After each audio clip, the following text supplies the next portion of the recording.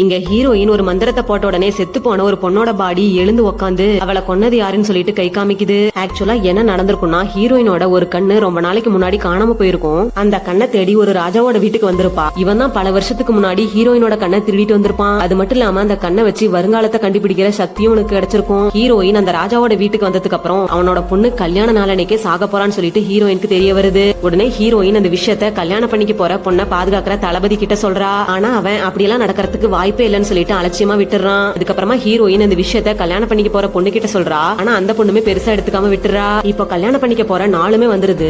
கல்யாணம் பண்ணிக்க போற பையன் பல்லக்கல உட்காந்துட்டு இருக்க அந்த பொண்ணை பார்க்க போறான். பார்த்துட்டு பயங்கரமா ஷாக் ஆகி தரையில அப்படியே விழுந்துடுறான். அடுத்த செகண்டே அந்த பொண்ணோட தலை உருண்டு வந்து அந்த பையனோட காலுக்கடியில விழுது. பார்த்துட்டு எல்லாருமே ஷாக் ஆகி பயந்து போயிடுறாங்க. இப்ப அங்க இருக்க எல்லாருமே ஹீரோயின் முன்கூட்டியே அந்த விஷயத்த சொன்னதுனால அவதான் இந்த பொண்ணை கொண்டிருப்பான்னு சொல்லிட்டு எல்லாருமே சந்தேகப்படுறாங்க.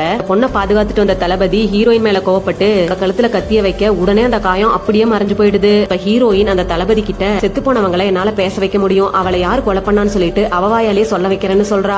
இவனும் வேற வழி இல்லன்னு சொல்லிட்டு ஓகே சொல்லிடுறான். இப்ப ஹீரோயின் செத்து போன பொண்ணோட தலைய உடம்போட சேர்த்து தைச்சிடுறா. அதுக்கப்புறமா அந்த இடத்துல எல்லாரையுமே வர சொல்லிட்டு ஒரு மந்திரத்தை போடுறா. அடுத்த செகண்டே செத்து போன பொண்ணு எழுந்து உட்காருது. இத பாத்துட்டு அங்க இருக்க எல்லாருமே பயப்பட இவளை பாதுகாத்துட்டு இருந்த தளபதி உன்னை யாரு கொன்னான்னு சொல்லிட்டு கேக்குறான். உடனே செத்து போன பொண்ணு எழுந்து போய் இவர் தான் என்ன கொண்டதுன்னு சொல்லிட்டு அவளோட அப்பாவை கைய காமிக்குது. அவளோட அப்பா தான் பேராசப்பட்டு இவளை கொண்டு இருப்பான்.